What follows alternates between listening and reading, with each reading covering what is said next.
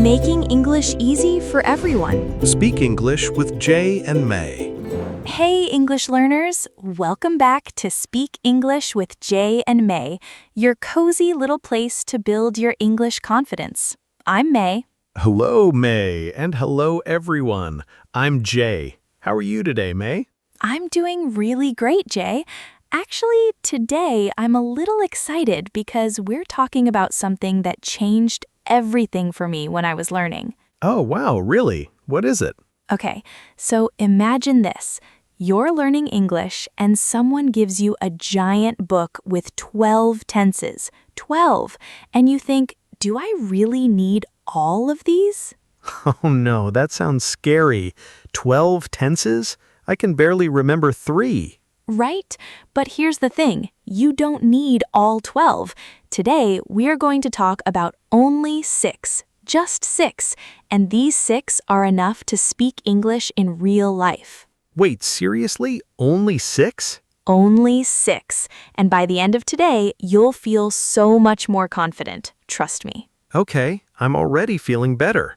But before we start, May, can we tell our listeners something real quick? Yes. Hey, listeners, if this podcast is helping your English, and I really hope it is, please subscribe, like, and share it with a friend who's learning English too. Turn on your notifications so you never miss a daily episode. Your support means the world to us. We make a new episode every single day just for you. Okay, May, I'm ready. Let's talk about these 6 tenses. All right. So, Jay, let me ask you something. When you talk to your friends in your language, do you talk about right now, the past, and the future? Yeah, of course. Like, I'm eating, or I ate yesterday, or I'll eat later. Exactly. That's it. That's basically what tenses do. They tell people when something happens. And in English, you only need 6 to do that perfectly. Okay, so what are the 6? Can you just tell me? Yes. Number 1, simple present. Number 2, present continuous. Number 3, simple past. Number 4, present perfect. Number 5, past continuous. And number 6, simple future. Okay. Some of those sound familiar, but some not really, like present perfect. What even is that? Oh, don't worry. We're going to make it super clear. Let's start from number 1, simple present. Jay, give me a sentence with simple present. I drink coffee every morning. Perfect. See, simple present is for habits, things you do regularly, things that are always true, like the sun rises in the east, or she works at a hospital. Oh, so it's like your normal everyday life stuff. Exactly. Think of it like your daily routine written on paper. It doesn't change much. That's simple present. Okay, that one feels easy. What's number 2? Number 2 is present continuous, and this one is fun. It's for things happening right now, like at this moment. So like, I am sitting in my chair right now. Yes, perfect example. I am sitting. She is cooking. They are watching a movie. You use am, is, are, plus the verb with ing. Oh, so the ing tells me it's happening now. That's a great way to think about it. And wait, here's the interesting part. You can also use present continuous for future plans that are already decided. You mean like future plans? But I thought this was a now tense. I know it sounds confusing at first, but think about it. If your friend asks, "What are you doing tomorrow?" you say, "I'm meeting my doctor at 3 p.m." That plan is already set, already in your schedule. Oh, so I'm meeting my doctor means the plan is already real, already decided. Exactly. It's not just a dream or idea. It's confirmed. That's the difference. Wow, I never thought about it like that. Okay, what's number 3? Number 3, simple past. And this one you probably already know a little bit. Yeah, like I watched TV last night, or she called me yesterday. Perfect. Simple past is for things that are completely finished, done, over. The time is gone. So anything with yesterday, last week, 2 years ago, that's simple past? Most of the time, yes. Those time words are big clues, and you just change the verb. Watch becomes watched. Call becomes called. Eat becomes ate. Okay, but the irregular verbs are so hard to remember. Like go becomes went. That makes no sense. I totally agree. When I was learning, I had a little notebook just for irregular verbs. I called it my crazy verb book. Crazy verb book. I love that. You know, the best way is just to use them every day. The more you use them, the more natural they feel. You won't even have to think about it. Okay, so simple present, present continuous, simple past. We're halfway. What's number 4? Number 4 is the one people find most confusing, present perfect. And I want to tell you a little story about this one. Ooh, a story. Yes, please. So imagine you and I are at a restaurant. The waiter comes and asks, "Have you ordered yet?" And you say, "Yes, I have ordered already." Or, "No, I haven't ordered yet." Okay, so what's the point of that? Why not just say, I ordered already? Great question. This is where things change. When you say, "I ordered," simple past, it feels like it was a long time ago, and it's not connected to now. But "I have ordered," present perfect, it connects the past to this present moment. You mean like the past action still matters right now? Yes, exactly. Think about this. I have lived in 3 countries. That means my life experience up to today includes 3 countries. It's connected to who I am right now. Oh, so it's like your life story so far? That's such a beautiful way to say it, Jay. Yes, present perfect is your life story up to this moment. Things you've done, seen, experienced, up until now. Okay, I actually like that. What's the structure though? How do I build it? You use have or has plus the past participle of the verb. So, I have eaten sushi.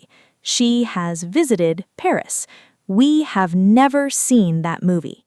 And have for I, you, we, and they, and has for he, she, it. You got it. See, you're already getting it.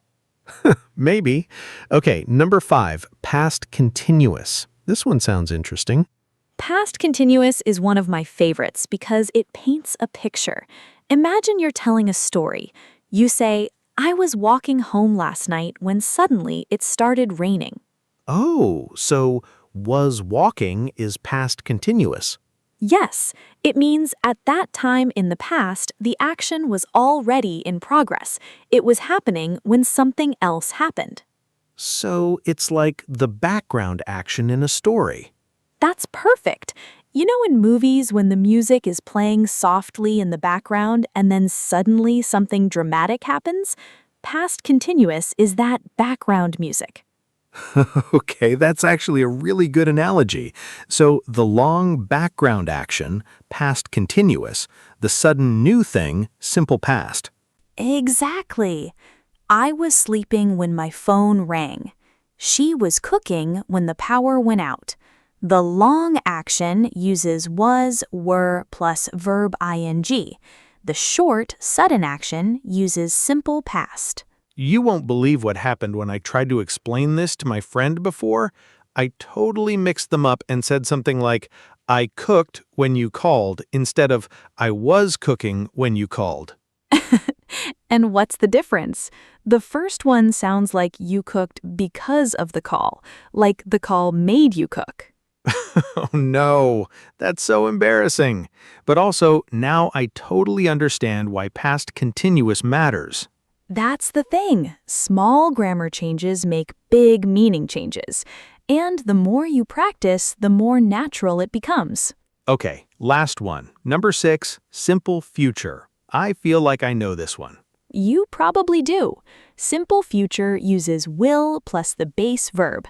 I will call you tonight. They will arrive tomorrow. It will be okay. Yeah, this one feels the most natural to me. Like anytime I talk about tomorrow or the future, just add will. That's basically it. And here's a quick tip. Will is great for decisions you make in the moment. Like right now, someone asks you, "Can you help me?" And you decide instantly, "Sure, I will help you." Oh, so will is also for quick decisions, not just planned future. Yes, compare it to present continuous future. I'm meeting my doctor tomorrow. That's pre-planned. But, oh, your bag is heavy? I'll carry it for you. That's a right now decision. Whoa, same future, different feeling. That's so cool. English is beautiful like that. Small words carry big meanings. Okay, May, my head is a little full right now. Can we do a quick recap? Like, can you summarize the 6 tenses super fast? Of course. Okay, imagine your life as a timeline. Simple present, your habits and routines. Present continuous, what's happening right now or a confirmed plan. Simple past, something finished in the past. Present perfect, your experience from the past connected to now. Past continuous, a background action in a past story. Simple future, what will happen. That's actually really clean. 6 tenses, 6 jobs. 6 tenses, 6 jobs. I love that. And honestly, Jay, if you just master these 6, you can handle almost any conversation in real life. Really? Like real conversations with native speakers, at work, with friends? Absolutely. Think about it. When do you ever not talk about habits, current actions, the past, your experiences, stories, or the future? Never. That's literally every conversation. Exactly. These 6 tenses cover your entire real life. The other tenses are useful too, don't get me wrong, but these 6 are your foundation. Build here first. Okay, I want to ask you something. Imagine a listener right now. Maybe they've been scared of grammar for years. What would you say to them? Oh, I'd say, hey, I was you. I was terrified of grammar. I thought I had to memorize everything perfectly before I could speak, but that's not how it works. What changed for you? I stopped trying to be perfect and started trying to be understood. The moment I focused on communication instead of perfection, everything got easier. And now here I am, hosting an English podcast. Look at you now, May. From grammar scared to grammar teacher. The glow up was real, and it can happen for every single listener out there too. Okay, I want to do something fun. Can we do some quick example sentences together? Like, I say a situation and you say the tense. Oh yes, let's do it. Okay, every morning she drinks green tea. Simple present. Habit. Routine. Right now he is writing an email. Present continuous. Happening at this moment. Last year they traveled to Japan. Simple past. Finished. Done. Over. I have never tried sushi. Present perfect. Life experience up to now. I was reading when you knocked. Past continuous. Background action in the past. Tomorrow I will wake up early. Simple future. A plan or decision for later. That was so satisfying. Right? It feels good when it clicks. Okay, listeners, I want you to try this too. Think of your day today. Can you make one sentence for each of the 6 tenses about your real life? That's such a good exercise. And honestly, that's the best way to learn. Not from textbooks, but from your own real life. May, before we wrap up, any final tip for someone trying to remember all 6? Yes, don't try to learn all 6 in one day. Pick 2. Practice those 2 for a few days, then add 2 more. Grammar is like building a house. You lay one brick at a time. I love that. One brick at a time. And also, when you watch a movie or a TV show in English, listen for the tenses. Notice which ones the characters use. That's passive learning, and it's so powerful. Oh yeah, that's actually how I picked up a lot of phrases without even studying. Exactly. Exposure plus practice equals progress, always. Okay, we are wrapping up today. May, this was such a good episode. I feel way more confident about tenses now. I'm so glad. And hey, if there's one thing I want you to take away today, it's this. You don't need to be perfect. You need to be brave enough to speak. Say that again for the people in the back. You don't need to be perfect. You need to be brave enough to speak. The tenses will come with practice. The confidence comes first. So beautiful. Okay, listeners, we have a question for you today. Write in the comments, which of these 6 tenses is the hardest for you right now? Is it present perfect? Past continuous? Let us know. Yes, we read your comments and we'd love to do a deeper episode on whichever tense is giving you the most trouble. So tell us. And don't forget, subscribe, share, and turn on notifications, because we are here every single day with a fresh episode just for you. Thank you so much for spending this time with us. You're not just learning English, you're building a whole new version of yourself, and that takes courage. We're proud of you, every single one of you listening right now. This is May, And this is Jay. saying keep learning, keep speaking, and we'll see you in the next episode. See you tomorrow. Bye, everyone.